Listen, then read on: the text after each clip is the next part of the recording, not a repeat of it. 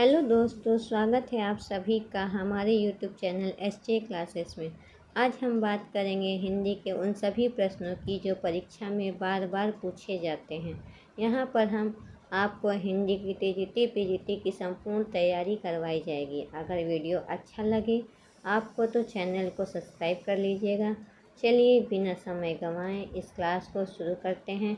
आज हमने व्याकरण के प्रश्नों को लिया है इसमें, तो देखते हैं। आज का पहला प्रश्न है, उपनिषदों की संख्या कितनी है? ऑप्शन है 106, 108, 110 या 112। तो आप लोग भी आंसर कमेंट करिएगा। तो इसका राइट आंसर होगा 108। उपनिषदों की संख्या है 108। अगला क्वेश्चन है, वाक्य का शब्द युग्म यदि शब्द है तो अनुच्छेद का शब्द युग्म निम्नांकित में से कौन होगा? अक्षर, शब्द, वाक्य या पद? तो इसका राइट आंसर हो जाएगा सी, वाक्य। अगला है, ए और ए वर्ण क्या कहलाते हैं? नासिक्य, मूर्धन्य, ओष्ठ्य या कंठ तालव्य? तो इनमें से क्या कहलाते हैं? तो ये कहलाते हैं कंठ तालव्य। नेक्स्ट है, हिंदी वर्णमाला में अयोगवाह वर्ण कौन से हैं? आ, ई, उ, अंग, आहा। तो इसमें से क्या हो जाएगा? राइट आंसर होगा अंग, आहा। अयोगवाह वर्ण कौन से कहलाते हैं? अंग और आहा। नेक्स्ट है, निम्नांकित में से बताइए कि नवीन विकसित ध्वनियाँ कौन सी हैं? ख, ग, उ, ए, ओ, औ या स। तो इसमें से क्या हो जाएगा? इसका राइट आंसर हो जाएगा श और सा।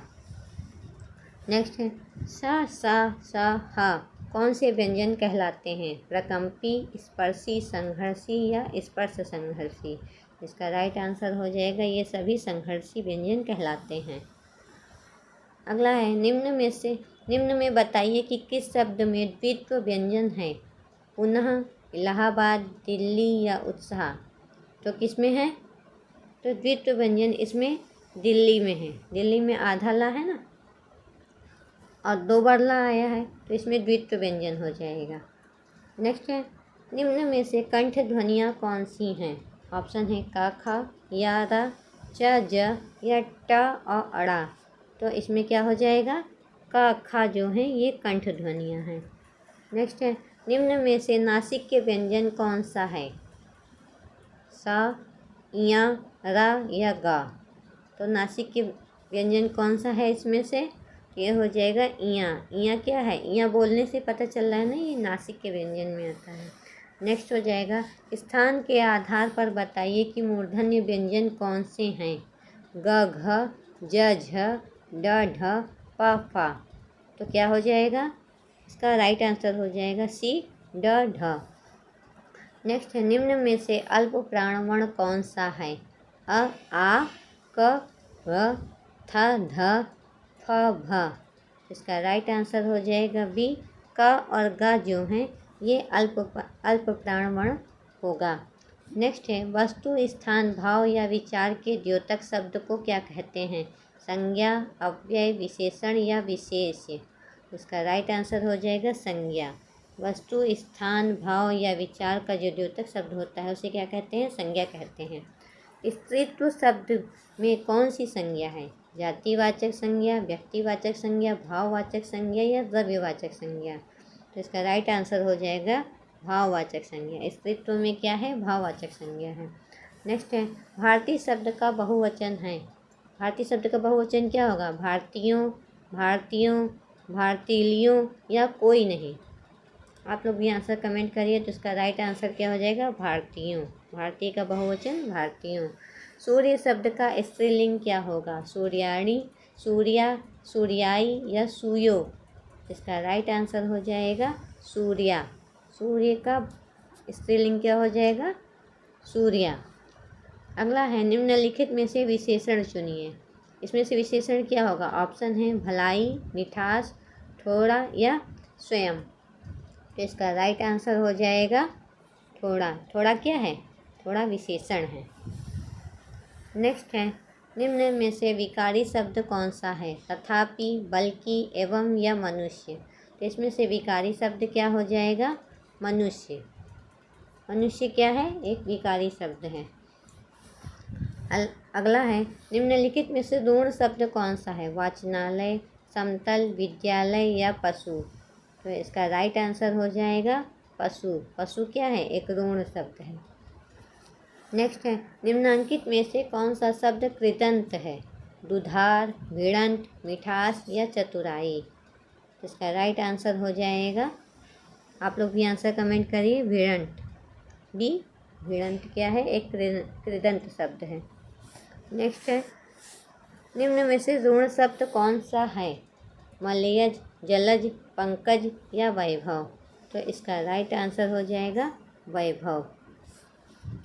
नेक्स्ट है, शब्द व्युत्पत्ति के आधार पर बताइए कि कौन सा शब्द योग ऋण है? पवित्र, कुशल, विनिमय या जलज? इसका राइट आंसर हो जाएगा जलज। जलज क्या है? योग ऋण शब्द है। इसका अर्थ कुछ और ही निकले। योग ऋण का मतलब क्या है? जब जिसका अर्थ कुछ अलग निकले तो वो क्या हो जाएगा? योग ऋण शब्द हो जाएगा।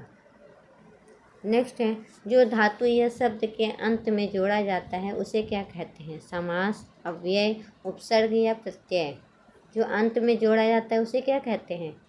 उसे प्रत्यय कहते हैं। लेखक शब्द के अंत में कौन सा प्रत्यय लगा हुआ है?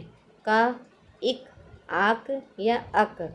इसमें कौन सा प्रत्यय लगा है? लेखक। लेखक में लास्ट में क्या लगा है? अक। अक प्रत्यय लगा हुआ है। अनुज शब्द को स्त्रीवाचक बनाने के लिए आप किस प्रत्यय का प्रयोग करेंगे? इक, इ, आ या ई? तो इनमें से आप कौन से प्रत्यय का प्रयोग करेंगे? आ प्रत्यय का प्रयोग करेंगे तो ये स्त्रीवाचक हो जाएगा। आगे है, प्रत्युन्मति शब्द में कौन सा उपसर्ग लगा हुआ है? प्र, प्रति, प्रत्यु या इनमें से कोई नहीं?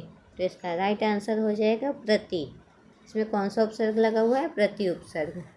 अगला है, गमन शब्द को विपरीतार्थक बनाने के लिए किस उपसर्ग का प्रयोग करेंगे? उप, आ, प्रति या अनु? इसका राइट आंसर हो जाएगा आ उपसर्ग का प्रयोग करेंगे। इसमें आ का प्रयोग करेंगे तो क्या हो जाएगा? आगमन। ऐसे गमन, गमन मीन्स गया, जाना, आगमन मीन्स किसी का आना, तो ये क्या हो जाएगा? विपरीतार्थक शब्द हो जाएगा ना। आगे है, निर्वासित में प्रत्यय है इक, नि, सित या इत? तो इसमें कौन सा प्रत्यय लगा हुआ है? इसमें इत प्रत्यय लगा हुआ है। नेक्स्ट है, सुत शब्द को स्त्रीवाचक बनाने के लिए किस प्रत्यय का प्रयोग किया जाएगा? ई, आ, इ या इक? इसमें कौन से प्रत्यय का प्रयोग किया जाएगा? आ। नेक्स्ट है, स्पर्श शब्द को विलोमार्थक बनाने के लिए किस उपसर्ग का प्रयोग करेंगे? नि, अनु, अ या कु? इसमें किसका प्रयोग करेंगे? आ शब्द का प्रयोग करेंगे तो ये विलोम बन जाएगा इसका, ठीक है ना, अस्पृश्य हो जाएगा। नेक्स्ट है, निम्न में से अशुद्ध शब्द कौन सा है? सुंदर, सुंदरता, सौंदर्य या सौंदर्यता? तो इसका राइट आंसर हो जाएगा सौंदर्यता। नेक्स्ट है, निम्न में से अशुद्ध शब्द कौन सा है? परमार्थ, चरितार्थ, कृतार्थ या व्यार्थ? तो इसका राइट आंसर हो जाएगा व्यार्थ। व्यार्थ क्या है? अशुद्ध शब्द है। व्यार्थ कोई शब्द थोड़ी ना व्यर्थ होता है, व्यार्थ नहीं होता। नेक्स्ट हो जाएगा, हिंदी की विशिष्ट बोली ब्रज भाषा किस रूप में सबसे अधिक प्रसिद्ध है? राजभाषा, तकनीकी भाषा, राष्ट्रभाषा या काव्य भाषा? तो इसका राइट आंसर हो जाएगा काव्य भाषा। विशिष्ट बोली ब्रज भाषा में सबसे अधिक किसका प्रयोग हुआ? काव्य भाषा का ना। नेक्स्ट है, निम्नलिखित में से कौन सी बोली अथवा भाषा हिंदी के अंतर्गत नहीं आती? कन्नौजी, बांग्लू, तेलुगु या अवधी? तो इसका राइट आंसर हो जाएगा तेलुगु। तेलुगु जो है वो हिंदी के अंतर्गत नहीं आती। अगला है, बुढ़ापा भी एक प्रकार का अभिशाप है। इस वाक्य में काले मोटे छपे शब्द की संज्ञा का भेद बताइए। बुढ़ापा, इसमें क्या हो जाएगा? बुढ़ापा बोलने से ही पता चल रहा है कि इसमें क्या, कौन सी संज्ञा हो जाएगी? इसमें क्या हो जाएगा? इसका राइट आंसर हो जाएगा भाववाचक। नेक्स्ट है, निम्नलिखित शब्दों में से कौन सा शब्द संज्ञा है? क्रुद्ध, क्रोध, क्रोधी या क्रोधित? इसमें संज्ञा क्या है? आप लोग भी बताइए इसमें संज्ञा क्या है? क्रोध। क्रोध क्या है? संज्ञा है। नेक्स्ट है, आंसू का बहुवचन क्या होगा?